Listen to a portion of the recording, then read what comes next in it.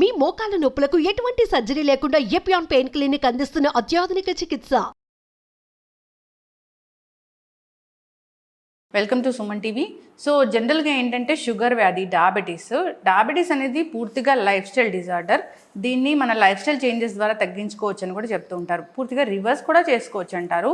So దీనిలో వాస్తవం ఎంత, ఎలాంటి లైఫ్ స్టైల్ చేంజెస్ చేసుకోవాలి, దీని గురించి యోగా ఏం చెప్తుంది, పూర్తి వివరాలు తెలుసుకుందాం. మనతో పాటు ప్రముఖ యోగా అండ్ స్పిరిచువల్ గురు అరుణాదేవి గారు ఉన్నారు. మ్యామ్ నమస్తే అండి. నమస్తే మ్యామ్. అంటే డయాబెటీస్ ప్రీ డయాబెటిక్ కండిషన్ ఒకటి ఉంటుంది, పూర్తిగా డయాబెటీస్ వచ్చింది ఒకటి ఉంటుంది. ప్రీ డయాబెటిక్ కండిషన్ అయితే పూర్తిగా లైఫ్ స్టైలే, దాన్ని చేంజెస్ చేసుకుంటే రివర్స్ అయిపోతుంది. అంతేకాకుండా డయాబెటీస్ వచ్చిన వాళ్ళను కూడా ఈ లైఫ్ స్టైల్ చేంజెస్ చేసుకుంటే తగ్గించుకోవచ్చు అని చెప్తున్నారు.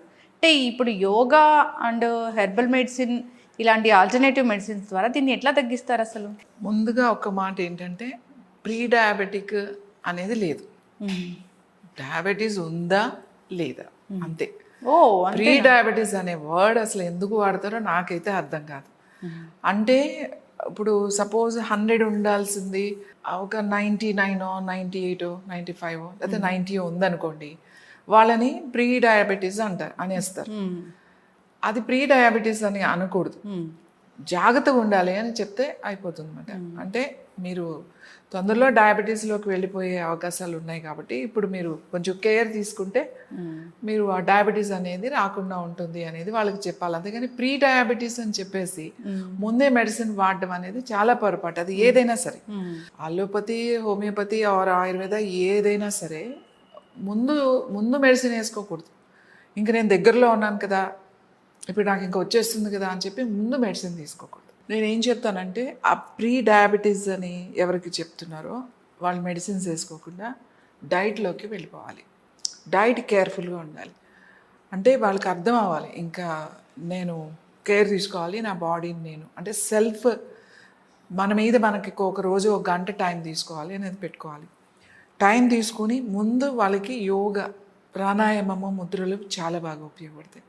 తర్వాత డైట్ అంటే ఏంటి, ముందు సడన్గా సడన్గా ఏం చేంజ్ చేయదు, టైమింగ్స్ చూసుకోవాలి.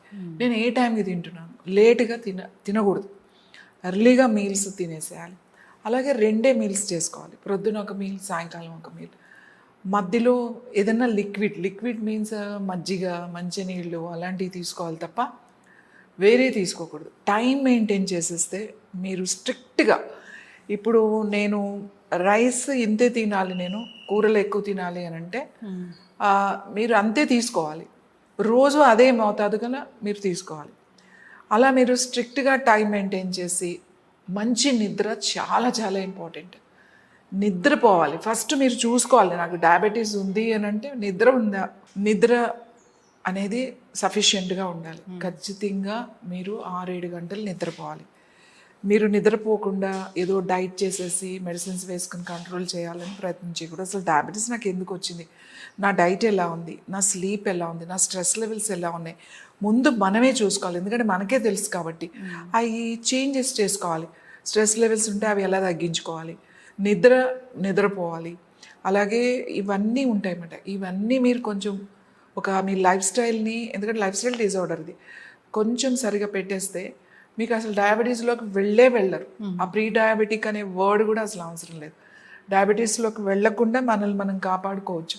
డయాబెటీస్లోకి వెళ్ళిపోయిన తర్వాత కూడా ఒకవేళ సపోజ్ ఇప్పుడు డయాబెటీస్ మనకు వచ్చింది, అప్పుడు ఏం చేయాలంటే ఇమీడియట్లీగా ఫస్ట్ మీరు చేయాల్సింది ఏంటంటే, ఎక్కువ లెవెల్స్ కనబడుతున్నాయి అని అనుకున్నప్పుడు ఎవరైనా సరే ఆల్ ఏజ్ గ్రూప్స్, ఒకవేళ వాళ్ళకి డయాబెటీస్ చాలా 250, 300 అట్లా కనబడుతుంది అని అనుకున్నప్పుడు first you stop all food.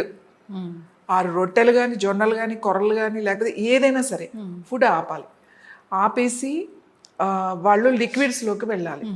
లేకపోతే ఉడకబెట్టిన కూరగాయలు అట్లాంటివి తీసుకోవాలి. ఇలా 2-3 రోజులు చేస్తే కొంచెం మీ లెవెల్స్ తగ్గిపోతాయి.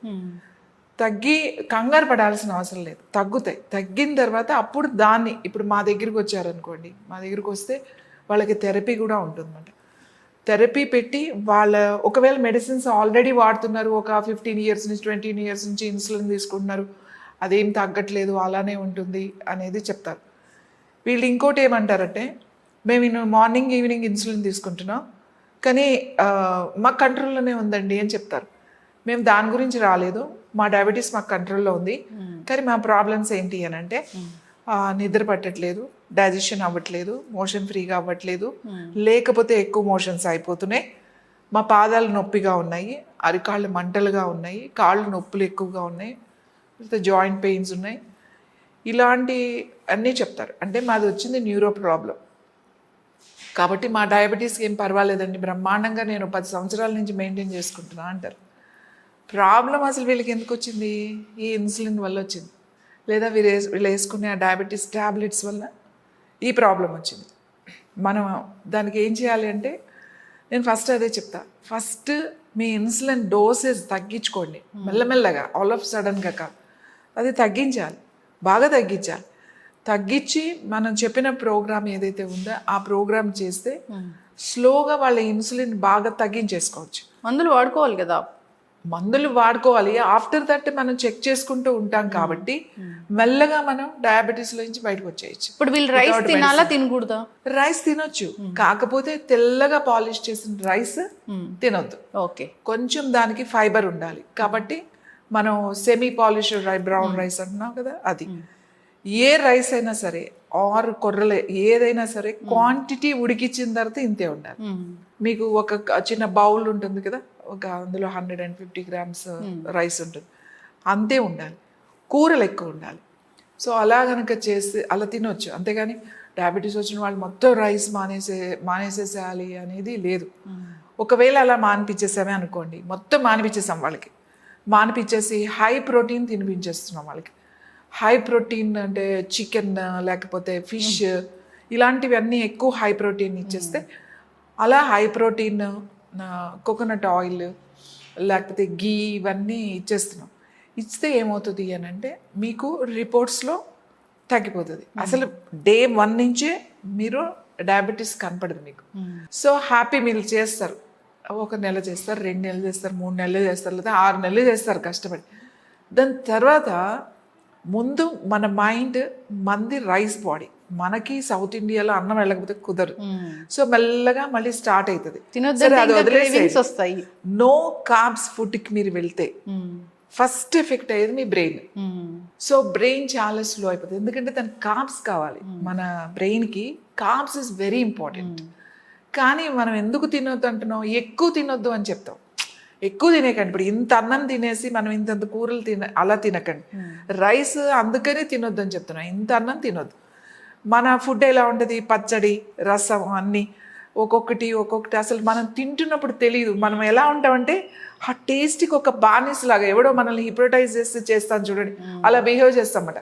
ఇంకా అక్కడికి వచ్చిన తర్వాత ఇంకా ఏం కాదులే, ఎందుకు కానీ బతుకు 4 ముద్దలు తినేద్దాం, రేపటి నుంచి వేద్దాంలే డైట్ అనే దాంట్లోకి వెళ్ళిపోతాం. ఆ కంట్రోలింగ్ ఉండదు.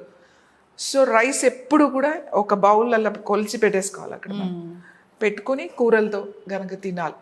So important, carbs is very important. నీ మైండ్ అంటే నీ బ్రెయిన్ ఎప్పుడైతే నువ్వు రైస్ మానేసావో తినడం, మన బాడీస్ గురించి చెప్తున్నా, అసలు తినని వాళ్ళ గురించి నేను మాట్లాడలేదు. రైస్ మనం మానేసేసగానే నువ్వు చాలా స్లో అయిపోతావు, డల్గా అయిపోతావు. ఏమేలే ఎందుకు బతుకుతున్నావులేండి, ఇది ఒక బతుక అనే దాంట్లోకి ఏంటి, వాళ్ళకి అన్నీ ఉంటాయి, ఎవ్రీథింగ్ ఉంటాయి, కానీ వాళ్ళకి లేనిది ఏంటి, మిస్ అయ్యేది ఏంటంటే ఈ రైస్, కార్బ్స్. సో కార్బ్స్ ఎక్కువ తీసుకోకండి, కానీ కార్బ్స్ కంపల్సరీగా తగినంత క్వాంటిటీ మీరు ఎవ్రీ డే తినాలి. మీరు యాక్టివ్గా ఉండాలి. డిప్రెషన్లో కూడా వెళ్ళిపోతారు కొన్ని రోజులు. అందుకే ఒక 6 నెలలో 3 నెలలో చేసిన తర్వాత ఇదంతా వద్దు, హాయిగా మనం ఆ ఇన్సులిన్ ఆ ట్యాబ్లెట్ వేసేసుకుని అన్నీ తినొచ్చు కదా, వేసేసుకుందాం అని చెప్పేసి కామ్గా ఉంటారన్నమాట. ఇంకొక ప్రాబ్లమ్స్ ఏమొస్తాయంటే, ఈ డైట్స్ చేసినప్పుడు, ఈ high protein diets, no carbs diets చేసినప్పుడు లాంగ్ పీరియడ్లో మీకు 3 months 6 months మీ రిపోర్ట్స్ అన్నీ బాగుంటాయి, అన్నీ చాలా బాగుంటాయి. 3 months రిపోర్ట్ చూడండి, 4 months రిపోర్ట్ చూడండి, 1 monthకే మేము ఎలా కంట్రోల్ చేసామో అని చెప్తారు. ఇవి అప్పుడు కనపడవు. మీకు ఒక 1 year తర్వాత, మెల్లగా ఒక 2 years తర్వాత మెల్లగా మీ లివర్ ఇష్యూస్ స్టార్ట్ అవుతాయి, బ్రెయిన్ ఇష్యూస్ స్టార్ట్ అవుతాయి, కిడ్నీ ఇష్యూస్ స్టార్ట్ అవుతాయి. ఎందుకంటే వీటికి కార్బ్స్ కావాలి. నువ్వు ఎక్కువ తినకు, తక్కువ తిను, అంతేగాని ప్రోటీన్తో నేను కంట్రోల్ చేసేస్తాను అని చెప్పి హై ప్రోటీన్ తింటే పోయేది లివర్. ఇప్పుడు చూడండి, జిమ్కి వెళ్ళే పిల్లలు కూడా వాళ్ళు ఎక్కువ వర్కౌట్స్ చేసేటప్పుడు వాళ్ళకి ప్రోటీన్ ఎక్కువ కావాలి. ఈవెన్ వాళ్ళు రోజు 10 eggs 12 eggs తీసుకున్న 16 eggs కూడా తీసుకుంటారు, సరిపోవు. సో వాళ్ళు ప్రోటీన్ పౌడర్స్ కూడా వాడతారు, protein shakes, protein milk shakes, ఏ పౌడర్స్ దొరుకుతాయి అమ్మేస్తూ ఉంటారు.